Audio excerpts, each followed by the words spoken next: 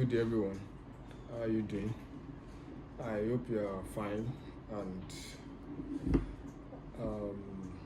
hope everything is going well. Yeah, um, I believe we did one or two things in the previous class, and I hope you were able to get one or two things. So, if I told you if you have any question, if there's anything that is confusing, you can take it up to me. You can send it to the website or wherever it is you want to send it. Okay, so today we'll be talking about the state and its features. The state and its features. Now, before we proceed, when we are talking about state and government, what we are trying to say is a country. Are you getting it? Because a state is not necessarily Ondo State, Lagos State, or whichever state you know. So a state in government is a country. Yeah, it's a country. So now let's define it. What is the definition of a state? So a state can be defined as a politically organized body of people inhabiting a defined geographical entity with an organized legitimate government. Now, there are few points to take note in that definition. There are points to take note. There are things that should be there that if it is not there, then it is not a state.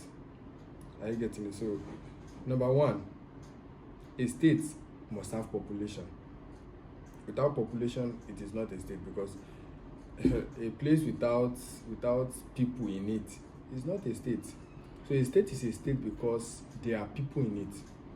Are you getting what I'm trying to say now? So in the definition, it said it is defined as a politically organized body of people inhabiting a defined geographical entity. That is, a state must have a territory. Although we're going to talk about it in the characteristics or features of a state. So that's just what a state is. It's a place that has a territory, that has people, that is population, and that has government. Very, very important. A state has government. So according to the definition. So now, the state is respected and entirely free from external control. Very, very important. If you are not independent yet, you are not a state. You are not a country. Are you getting it? So it was until 1960 that Nigeria got independence. Actually, the independence was 1963. However, but we were freed October 1st, 1960. So it was until October 1st, 1960 before Nigeria can be classified as an independent state. Are you getting it? So the state is respected and entirely free from external affairs. That is, you cannot have the government from another country to come and be controlling us in Nigeria. No, it's not possible. So a state is independent. So the power of a state is also guaranteed with the coercive power to secure obedience from the citizen, and that power is gotten from the constitution. Now, the features of a state. What are the features, the characteristics? What are the things you will see? I'll make you know that, yeah, this is a state. Number one is permanence. Yeah, a state is permanent. It does not change. It does not change like government. Government changes, but a state does not. It is what? It's permanent. Just like Nigeria. The same Nigeria that we have for about 50-something plus years ago. It's still the same Nigeria we have till now. It does not change. The territory is the same. Everything is the same. It's just developing. It does not change. So a state is permanent. Number two feature of a state is what? Is territory. I told you, I said a state must have a territory. That is, there's a place you will get to in Nigeria today, they will tell you this is out of bound of Nigeria. They will tell you this is the boundary between Nigeria and Ghana, Nigeria and Togo. So that boundary is called territory. So every state must have a territory. Every state must have what? A territory. That is a geographical area of land, a land mass. That's what I mean by territory. So the next one is what? Is government. Definitely. A state must have government. just like Nigeria, we have the federal, we have the state, and we have the local government. So any geographical area that is permanent, that has a territory, but without government, is not a state. So all these key characteristics must be present before a place can be called a state. So then the next one is what? Is sovereignty. The supreme power to make decisions and enforce them on the people is with the what? Is with the state. The state is sovereign. What is the meaning of sovereignty? Autonomous power. So every state has autonomous power. When we are talking about sovereignty of a state now, if let's assume you commit a crime and they said the state is suing you, and the state said you are sentenced to 5 years or 10 years imprisonment, you will feel like, okay, because the state has said it, you have to be imprisoned, because the state has autonomous power. It's sovereign. We believe that the state has power.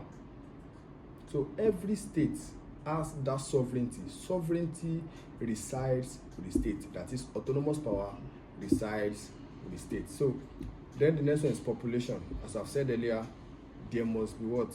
People in that geographical area. You cannot just have a landmass without people and call it a state. It's not possible.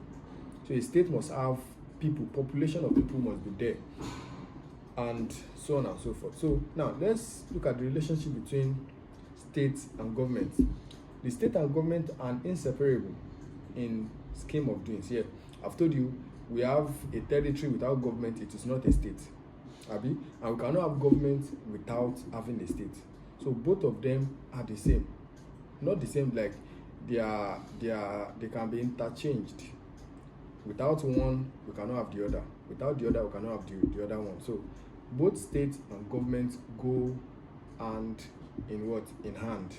So the state is politically organized body of people occupying a definite entity or geographical area with an organized legitimate constitution, while government on the other hand has the feature of the state.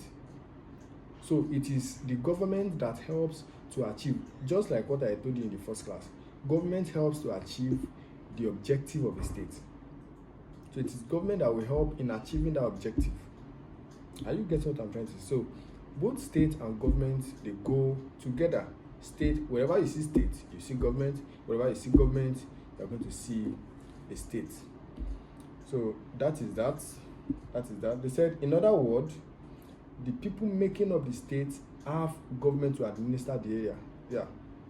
The population, the people, the inhabitant of a state has government. So a state and government are always seen together. So now let's go to the nation.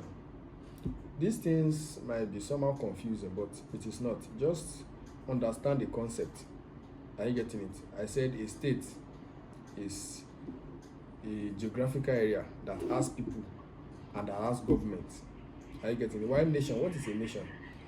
The state, now, this is it. The state exists where territory, people, a government, and sovereignty exist. It lacks the feeling of nationality or oneness among the people. A nation can be seen now. This is where the difference is.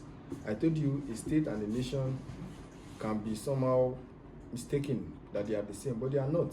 Now, a nation can be seen as a body of people who feel themselves to be naturally linked together.